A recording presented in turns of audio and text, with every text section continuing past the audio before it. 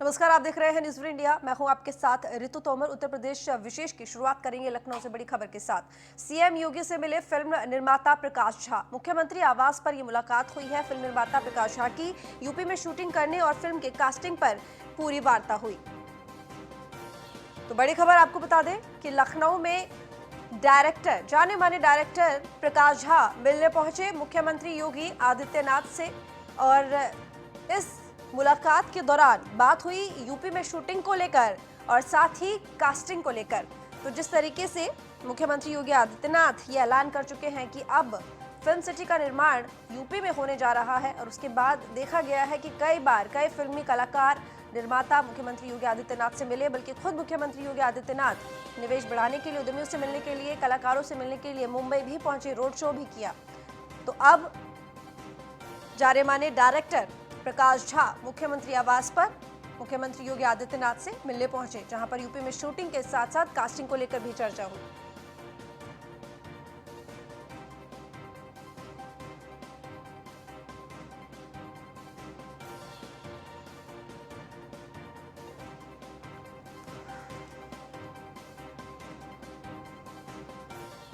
लखनऊ से खबर है, जहां पर होमगार्ड स्थापना दिवस पर कार्यक्रम।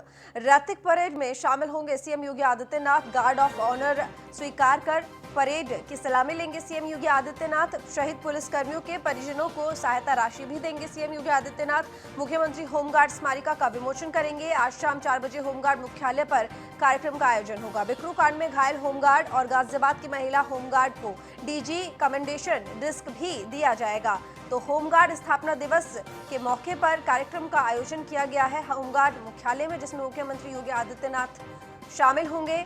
और इसके साथ ही गार्ड ऑफ ऑनर स्वीकार करके परेड की सलामी लेंगे मुख्यमंत्री योगी आदित्यनाथ। तो शहीद पुलिसकर्मियों के परिजनों को सहायता राशि देंगे और इसके साथ ही स्मारिका का, होमगार्ड स्मारिका का विमोचन करेंगे। और शाम 4 बजे होमगार्ड मुख्यालय पर यह कार्यक्रम का आयोजन किया जाएगा। तो बिकरू कांड में घायल होमगार्ड और गाजियाबाद की महिला होमगार्ड को डीजी कमेंडेशन डिस्क भी दिया जाएगा।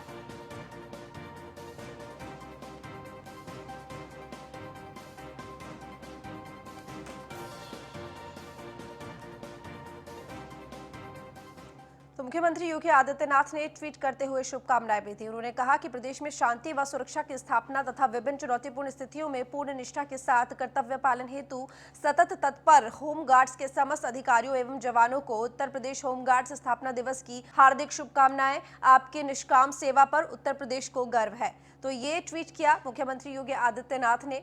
होमगार्ड स्थापना दिवस के मौके पर शुभकामनाएं दी।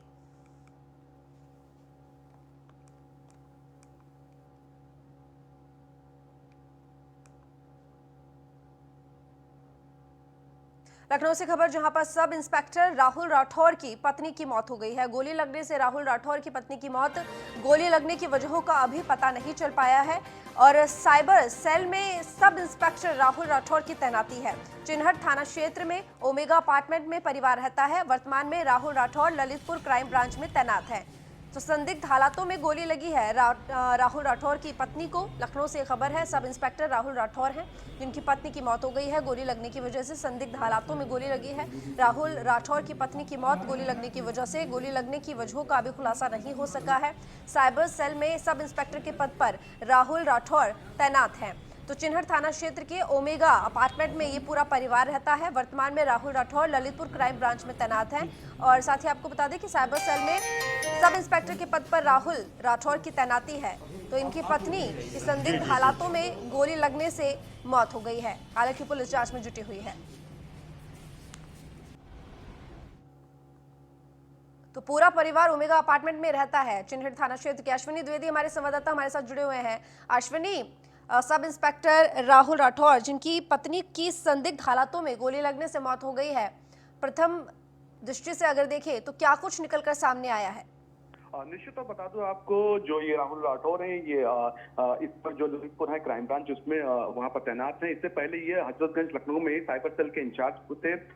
जो ये पूरा वाकया बताया जा रहा है कि इनकी दूसरी पत्नी थी, जिनके साथ ये लखनऊ के ओमेगा अपार्टमेंट में रह रहे थे। वहां पर उनकी गोली लगने से मौत हुई। प्रथम दृष्टया जो देखा जा रहा है उसमें संदिग्ध मौत लग रही, क्योंकि वो जो महिला थी वो राइट हैंड से वर्क करती थी, लेकिन उनके लेफ्ट कन पर जो है वहां पर गोली लगी है, और जो पिस्टल जो वो अवैध था वो दूसरी तरफ पड़ा पाया गया। निश्चित तौर पर कहीं ना कहीं संदिग्ध घेरे में जो सब इंस्पेक्टर हैं राहुल राठौर वो भी हैं, तो उनसे पूछताछ की जा रही है। आला अधिकारी जो टीम है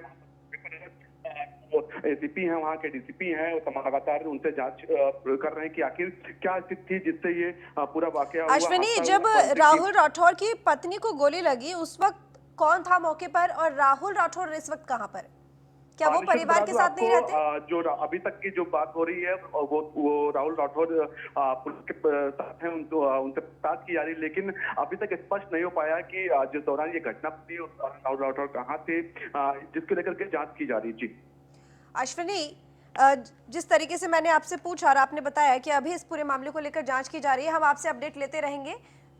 तमाम जानकारी के लिए बहुत धन्यवाद आपका।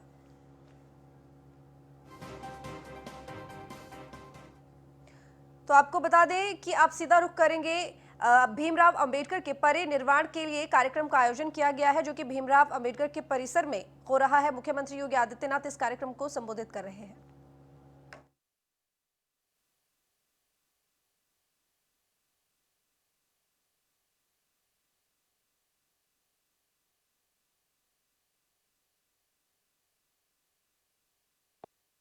अनुसूचित जाति जनजाति वित्त एवं विकास निगम के अध्यक्ष डॉक्टर लालजी प्रसाद निर्मल जी, उत्तर प्रदेश सरकार में मेरे इस मंत्रिमंडल के सहयोगी श्रम और सेवायोजन मंत्री श्री स्वामी प्रसाद मौर्य जी, समाज कल्याण के मंत्री श्री रघुपति शास्त्री जी, विधि एवं न्याय मंत्री श्री ब्रजेश पाठक जी, राष्ट्रीय सफाई कर्मचारी यूनियन के अध्यक्ष आयोग के अध्यक्ष श्री सुरेंद्रनाथ वाल्मीकि जी, उत्तर प्रदेश अंबेडकर महासभा के अध्यक्ष प्रोफेसर रामनरेश चौधरी जी, उपाध्यक्ष श्रीमती बीना मौर्य जी, महामंत्री श्री अमरनाथ प्रजापति जी, लखनऊ की महापौर श्रीमती संयुक्ता भाटिया जी,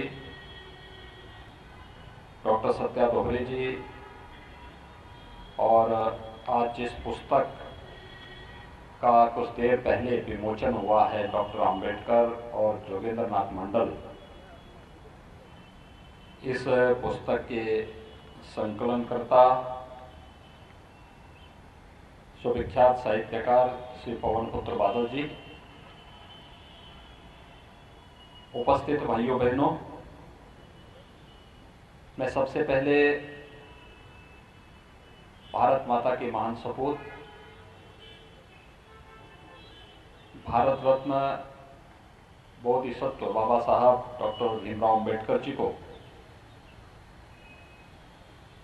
आज के इस महापरिनिर्वाण दिवस के अवसर पर प्रदेशवासियों की ओर से विनम्र श्रद्धांजलि देते हुए इनकी स्मृतियों को कोटि कोटि नमन करता हूं। वास्तव में इस प्रकार का महान मानवता के उद्धार के लिए कभी कभी ही इस धराधाम पे आकर के अपने व्यक्तित्व से, अपने कर्तृत्व से कुछ ऐसे प्रमाण छोड़ जाता है जो आने वाली पीढ़ी के लिए एक प्रेरणादायी होता है। और निसंदेह बाबा साहब भीमराव अंबेडकर जी ने मानवता के कल्याण का जो मार्ग प्रशस्त किया, उसी का परिणाम है कि पूरा देश और पूरी दुनिया उस महामानव के प्रति कृतज्ञता ज्ञापित करते हुए उनके प्रति विनम्र श्रद्धांजलि और श्रद्धा का भाव, सम्मान का भाव रखता है। आज का ये कार्यक्रम हमारे लिए अत्यंत महत्वपूर्ण है और महत्वपूर्ण इसलिए कि वैश्विक महामारी कोरोना के बावजूद इतनी बड़ी संख्या में हम लोग एक बार फिर से अंबेडकर महासभा के इस कार्यक्रम में उपस्थित हुए हैं। मुझे याद है अप्रैल में जब 14 अप्रैल 2020 को हम लोग कार्यक्रम में भागीदार नहीं बन पाए थे।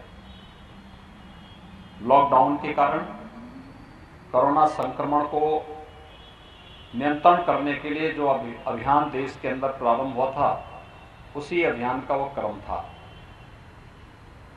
लेकिन कोरोना पर काफी हद तक नियंत्रण करने के बाद केंद्र और प्रदेश सरकार के द्वारा जो गाइडलाइन जारी की गई है, उस गाइडलाइन के क्रम का पालन करते हुए इतनी भारी संख्या में आप सबकी उपस्थिति बाबा साहब भीमराव अंबेडकर के प्रति अपने श्रद्धा और सम्मान को व्यक्त करता है। मैं इस अवसर पर आप सबका हृदय से अभिनंदन करता हूं। भाइयों बहनों, हम सबको इस बारे में समझना होगा कि बाबा साहब भीमराव अंबेडकर महान बने, लेकिन उनके समकक्ष और उसी कालखंड के दौरान दलितों की आवाज को बुलंद करने वाले श्री जोगेंद्र नाथ मंडल को वह सम्मान नहीं मिल पाया। आखिर क्यों? कोई बात जरूर रही होगी और ये पुस्तक डॉक्टर अंबेडकर और जोगेंद्र नाथ मंडल उसकी बहुत स्पष्ट व्याख्याएं करता है, हर एक की आंखों को खोलने वाला है। बाबा साहब भीमराव अंबेडकर ने बचपन से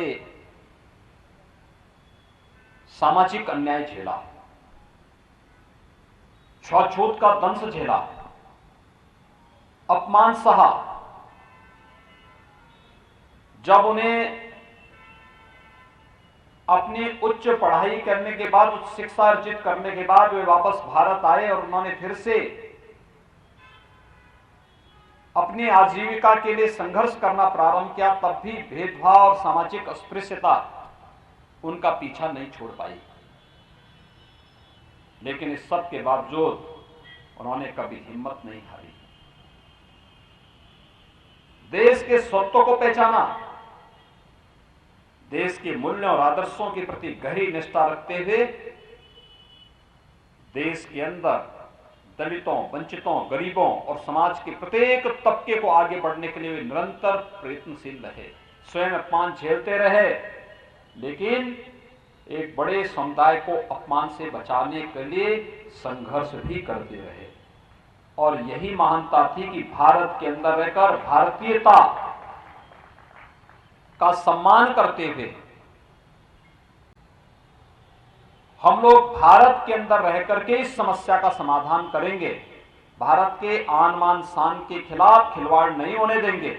इस संकल्प के साथ जो कार्य बाबा साहब भीमराव अंबेडकर ने किया, आज उसी का परिणाम है कि बाबा साहब भीमराव अंबेडकर के नाम पर हर गांव, हर शहर, हर कस्बा, हर वार्ड, हर सरकारी कार्यालय और हर एक स्थान पर बाबा साहब अंबेडकर की स्मृतियां जुड़ी हुई हैं। इस देश का कोई भी जनप्रतिनिधि और कोई भी संवैधानिक पद पर बैठने वाला व्यक्ति अगर शपथ लेता है तो बाबा साहब भीमराव अंबेडकर के द्वारा बनाए गए संविधान की ही शपथ लेकर के वह उस पद को धारण करता है। जब संविधान का सम्मान होता है, ये सम्मान बाबा साहब भीमराव अंबेडकर का सम्मान होता है। जब देश की संवैधानिक व्यवस्था संविधान का पालन करते हुए आगे बढ़ती है, तो ये सम्मान बाबा साहब भीमराव अंबेडकर का भी होता है। और जब बाबा साहब भीमराव अंबेडकर का सम्मान होता है, तो इस देश के गरीबों का, इस देश के दलितों का, इस देश के वंचितों का, इस देश के जनजातियों का, इस देश की महिलाओं का, सबका सम्मान का मार्ग आगे बढ़ता हुआ दिखाई देता है। लेकिन याद रखना, बाबा साहब भीमराव अंबेडकर ने इस देश के मूल सत्व को पहचाना था और उन्होंने बहुत स्पष्ट किया था कि भारत के अंदर ही रह करके हमें अपनी समस्या का समाधान ढूंढना है। इससे इतर ढूंढने का, इससे इतर जाने का मतलब वह आत्महत्या सदृश्य होगा। और जो बात बाबा साहब भीमराव अंबेडकर ने कही थी, आखिर वही बात सच साबित हुई। ये जानते हैं, जोगेंद्रनाथ मंडल और बाबा साहब भीमराव अंबेडकर ये दो महापुरुष थे, दलितों की आवाज आजादी के पूर्व। और जब कांग्रेस ने बाबा साहब भीमराव अंबेडकर को देश के नेशनल असेंबली में जाने से रोका था, तब बाबा साहब भीमराव अंबेडकर के लिए सीट छोड़ी थी श्री जोगेंद्रनाथ मंडल ने। और उनके कारण बाबा साहब भीमराव अंबेडकर नेशनल असेंबली के लिए चुने गए थे, जो बाद में संविधान सभा का गठन जिसके माध्यम से हुआ था। लेकिन बाबा साहब भीमराव अंबेडकर जिन्ना के षड्यंत्र को समझते थे। बाबा साहब भीमराव अंबेडकर को हैदराबाद के निजाम ने भी लालच देने का प्रयास किया था। बाबा साहब भीमराव अंबेडकर को जूनागढ़ के नवाब ने भी लालच देने का प्रयास किया था। खैर, जिन्ना तो उनके सामने पहले ही बोल चुका था कि आप पाकिस्तान को स्वीकार कर लीजिए, हम पाकिस्तान का प्रधानमंत्री बना देंगे। बाबा साहब भीमराव अंबेडकर ने कहा, नहीं, भारत मेरी मातृभूमि है, मैं अपनी मातृभूमि के साथ कोई गद्दारी नहीं कर सकता। भारत के अंदर रह करके मुझे भारत के दलितों का, भारत के गरीबों का, भारत के वंचितों के लिए न्याय की इस लड़ाई को एक शिखर तक पहुंचाना है। मैं अवश्य विजयी होऊंगा। आज भाइयों बहनों, दलितों, वंचितों, गरीबों के लिए शासन कल्याणकारी योजनाएं बनाता है तो उसकी पृष्ठभूमि कहीं से प्रारंभ होती है, तो बाबा साहब भीमराव अंबेडकर से प्रारंभ होती है। अगर ये सम्मान मिल पाता है तो बाबा साहब भीमराव अंबेडकर के कारण मिल पाता है। लेकिन उसी समय जिन्ना का सहयोग करने वाले जोगेंद्रनाथ मंडल धोखा खा गए। वे स्वयं अपना सम्मान भी नहीं बचा पाए और साथ साथ पाकिस्तान और बांग्लादेश में रहने वाले दलितों को भी उनके जान के साथ धोखा करके भाग करके स्वयं भारत चले आए। आजाद भारत में कभी भी जोगेंद्रनाथ मंडल को सम्मान नहीं मिल पाया। अगर ये पुस्तक और प्रधानमंत्री जी ने संसद में इसका उल्लेख नहीं किया होता तो जोगेंद्रनाथ मंडल का नाम लोग भूल ही चुके थे। लेकिन बाबा साहब भीमराव अंबेडकर, मैंने आपको जो बताया, हर सरकारी कार्यालय में, हर संवैधानिक शपथ में, हर गांव में, हर कस्बे में बाबा साहब भीमराव अंबेडकर का स्मारक भी है। और भारत ने अपना सर्वोच्च सम्मान भी भारत रत्न के रूप में किसी को दिया तो बाबा साहब भीमराव अंबेडकर को दिया। यानी मातृभूमि के लिए जो भी योगदान देगा उसके प्रति भारत का हर नागरिक कृतज्ञता ज्ञापित इस रूप में करेगा जो सम्मान बाबा साहब भीमराव अंबेडकर को प्राप्त हुआ। और यही नहीं, प्रधानमंत्री मोदी जी ने तो बाबा साहब भीमराव अंबेडकर से जुड़े हुए उन सभी स्थलों को, उनका जन्म मऊ छावनी मध्य प्रदेश में जहां हुआ था, भव्य स्मारक एक तीर्थ बन चुका है। बाबा साहब भीमराव अंबेडकर ने अपना सार्वजनिक जीवन दिल्ली में रहकर के जिस भवन में व्यतीत किया था, वहां पर आप जाइए, कितना विशाल प्रांगण वो बन चुका है। एक स्मारक बाबा साहब भीमराव अंबेडकर का वो बन चुका है।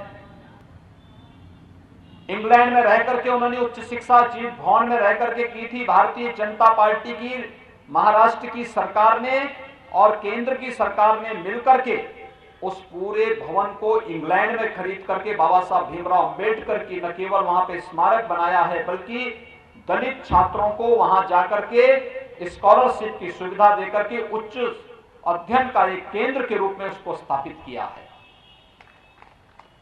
नागपुर की उनकी दीक्षा भूमि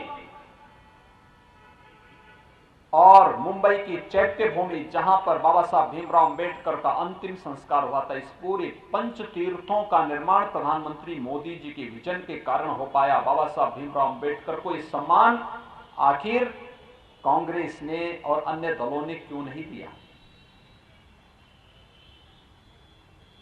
आज आप देखते होंगे प्रधानमंत्री मोदी जी की एक एक स्कीम जब निकलती है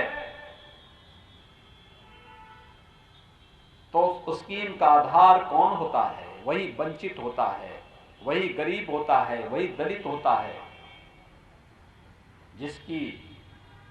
जिसको वोट बैंक तो बनाया गया, लेकिन जिसके हित में ईमानदारी पूर्वक कोई कार्य नहीं हुए थे। आज प्रधानमंत्री आवास योजना में उत्तर प्रदेश के अंदर हम 35 लाख गरीबों को एक एक आवास, प्रधानमंत्री आवास उपलब्ध करा रहे हैं। आप हर गांव में जाकर के देखिए, आपको गरीबों के, दलितों के मकान प्रधानमंत्री आवास योजना में बनते हुए दिखाई दे रहे होंगे। कोई भेदभाव नहीं। नारी गरिमा का प्रतीक, स्वास्थ्य के प्रति हर व्यक्ति को हम जागरूक कर सके। स्वच्छ भारत मिशन में देश के अंदर 10 करोड़ गरीबों के लिए बना एक एक शौचालय, यह हर गरीब और हर दलित के सम्मान की रक्षा का भी माध्यम बना। हर गरीब, हर दलित के घर में जलने वाला रसोई गैस का चूल्हा, हर दलित और हर गरीब के घर में जलने वाला बिजली का लट्टू, बिजली का बल्ब, हर गरीब और हर दलित को मिलने वाली आयुष्मान भारत में 5 लाख रुपए की स्वास्थ्य बीमा का कवर, हर गरीब को मिलने वाला राशन, ये सभी योजनाएं पहले से चली आ रही हैं। प्रधानमंत्री मोदी जी ने 2014 के बाद से लगातार इन योजनाओं को आगे बढ़ाने का काम किया, इन योजनाओं को लागू किया, और आज मैं कह सकता हूं हर गरीब के सम्मान की रक्षा करने के लिए केंद्र और प्रदेश सरकार पूरी प्रतिबद्धता से कार्य कर रही है। तो इसकी पृष्ठभूमि में जब हम लोग जाते हैं तो ये सब बाबा साहब भीमराव अंबेडकर की ही प्रेरणा है, जिस प्रेरणा से हम लोग एक ऐसे समाज की रचना, जो भारत के संविधान जिसके बारे में हमें प्रेरित करता है, उस कार्यक्रम को आगे बढ़ा पाते हैं। अभी मैं जब यहां बैठा था, हमारे अनुसूचित जाति जनजाति वित्तीय विकास निगम के अध्यक्ष और अंबेडकर महासभा के अध्यक्ष श्री लालजी प्रसाद निर्मल जी ने जो बातें यहां पर कही, उन्होंने कुछ बातें यहां पर कही। शहरी इलाकों में अगर किसी के पास जमीन का टुकड़ा है या जमीन का थोड़ा भी भाग है या पुराना मकान है, प्रधानमंत्री आवास योजना में उसको कवर किया जा सकता है। प्रधानमंत्री आवास योजना में 2.5 लाख रुपए उस परिवार को केंद्र और प्रदेश सरकार मिलकर के दे रही है, और मुझे लगता है कोई भेद उसमें किसी के साथ नहीं। हर दलित को, हर गरीब को यह सुविधा उपलब्ध कराई जा रही है। ग्रामीण क्षेत्र में हम लोगों ने पहले व्यवस्था बना दी है कि अगर कोई दलित, कोई गरीब पहले से ही किसी ग्राम पंचायत की भूमि पर, अगर वह आरक्षित श्रेणी की नहीं है, वहां पर मकान बना के रहता है, तो उसको कोई छेड़ेगा नहीं, उसका मालिकाना हक उसी को उपलब्ध करवाने का कार्य होना चाहिए। लेकिन अगर आरक्षित श्रेणी की भूमि है, फिर उसको कहीं पर पहले भूमि उपलब्ध कराओ, प्रधानमंत्री आवास उपलब्ध कराओ, और ऐसा उपलब्ध करवाने के बाद तब उसकी सहमति से ही फिर वहां से उसका वह अतिक्रमण हट पाएगा, जब उसको मकान मिल जाएगा, जमीन मिल जाएगी। तीसरा, स्वामित्व योजना। अब तक होता क्या था, ग्राम पंचायत की भूमि किसी गरीब को, किसी दलित को मिल गई, लेकिन उस भूमि का मालिकाना हक उसको नहीं मिल पाता था। वह चाहता कि अगर बैंक से मैं लोन ले सकूं, नहीं ले सकता था। अब प्रधानमंत्री मोदी जी ने स्वामित्व योजना भी प्रारंभ कर दी है, जहां पर जिसका मकान है उस मकान का कागजों में नाम भी उसी व्यक्ति के नाम पे चढ़ जाएगा, और अगर वो चाहेगा तो अपने उस जमीन को गिरवी रख करके बैंक से लोन लेकर के अपना कारोबार भी आगे बढ़ा सकता है।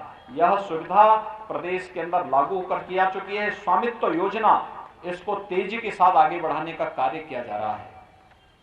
भाइयों बहनों, सबका उद्देश्य, प्रधानमंत्री मोदी जी का उद्देश्य हो या प्रदेश की सरकार का है, हमारे मंत्रीगण हैं, सभी लोग एक ही उद्देश्य के साथ काम कर रहे हैं। हम लोगों ने संविधान की शपथ ली है। मैं मानता हूं कि सामाजिक अस्पृश्यता का भाव ये मानवता के लिए सबसे बड़ी चुनौती है, और ये मानवीय सृष्टि के साथ सबसे बड़ा अन्याय है। इस अन्याय के खिलाफ पूरे समाज को मिलकर के लड़ना होगा। कोई भेदभाव नहीं होना चाहिए, किसी भी प्रकार का छुआछूत और अस्पृश्यता के लिए कोई जगह किसी भी सभ्य समाज में नहीं होनी चाहिए। एक भेदभाव से मुक्त, छुआछूत और अस्पृश्यता से मुक्त एक ऐसे समता मूलक समाज के निर्माण का भाव जो बाबा साहब भीमराव अंबेडकर ने अपने संविधान में भी इस बात को उल्लेख करके कहा। उनके संविधान की 4 बातें बहुत महत्वपूर्ण है। बंधुता है, समानता है, न्याय है और स्वतंत्रता है। इन 4 मानवीय मूल्यों पर आधारित भारत का संविधान बाबा साहब भीमराव अंबेडकर की यश और कीर्ति को दिग दिगंत तक निरंतर आगे बढ़ाने का कार्य कर रहा है। और हम सबको भी इस बारे में ध्यान रखना होगा कि हमें बंधुता के भाव का प्रचार प्रसार करना होगा। हमें एक समता मूलक समाज के निर्माण की भावना को आगे बढ़ाना होगा।